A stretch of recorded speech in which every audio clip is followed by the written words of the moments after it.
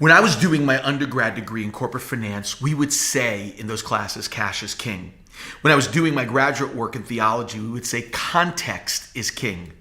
And there are so many Bible verses that gets its punch from context and not from a denominational bent. And one of those is in our 260 journey today, Matthew 18. I couldn't tell you how many prayer meetings I've been to in my life where not many people showed up and the pastor got up and said, all I know is that Jesus said, where two or three are gathered together, there I am in that place. I have this sneaky suspicion that Jesus wasn't giving us a verse 2,000 years ago that we can use if we have bad attendance. And we just say Matthew 18:20, and everyone is happy. Let's be honest. The Bible is full of people that met God by themselves and not with two or three people. Context is king. See, this verse ends Jesus' used thought on fixing broken relationships. Listen to the verses that are connected to it, starting in verse 15. If your brother sins, go and show him his fault in private. If he listens to you, you've won your brother. But if he does not listen to you, take one or two with you, so that by the mouth of two or three witnesses, every fact may be confirmed. If he refuses to listen, then tell it to the church. And if he refuses to listen even to the church, then I want you to know in verse 20, where two or three are gathered in my name, I'm there in the midst. This is so huge. Listen to these three important thoughts. First, it's interesting to me that Jesus only uses the word church twice in the entire New Testament. One is in the chapter before when he says that gates of hell can't prevail against it. And the second one deals with broken relationships. Think about that. The devil and broken relationships, the two biggest enemies of the church. The second part is the powerful context of two or three being gathered.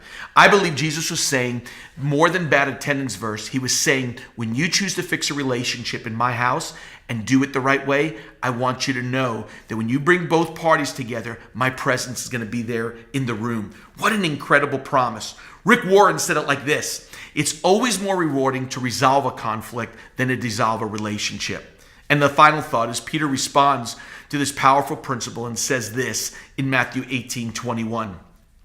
Peter said, Lord, how often shall my brother sin against me and I forgive him? 7 times? And Jesus says, I'm not saying 7 times. And here's the famous math problem we know, 70 times 7. Remember that math equation that Jesus brought up, 70 times 7? It has to do with forgiveness. It's connected to how often I should forgive my brother. Sounds like he's saying that everybody gets a 490 account of offenses. I think C.S. Lewis gave the best insight on 70 times 7. He says this: to forgive for the moment is not difficult, but to go on forgiving the same offense over and over again, that's the real tussle. He says we forgive, and a week later some chain of thought carries us back to the original offense, and we discover the old resentment blazing away. That's why we need to forgive our brother 70 times 7, not 490 offenses, but for one offense. Wow, what an incredible insight. 70 times 7 is not 490 different offenses, but it's forgiving one offense really 490 times when our mind is plagued. There's an old story about the ring-tailed monkey, one of the hardest animals to catch in Africa. But the locals say the way that we catch that difficult animal is we trap them with simply a melon that we put inside of a tree full of the seeds that the monkey likes.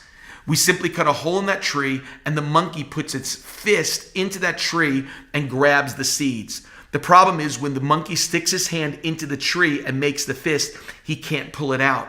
And the monkey will tug and screech and fight for hours, but he can't get free of the trap unless he gives up the seeds, which he refuses to do. And meanwhile, the locals sneak up and catch him. And now that monkey goes into captivity because he won't let go. We live in a culture that holds on to things until it kills us instead of letting go. And I want to help you let go today. Always remember, being offended is a choice. And today on this 260 journey, let's be challenged on this 70 times 7 from Matthew chapter 18.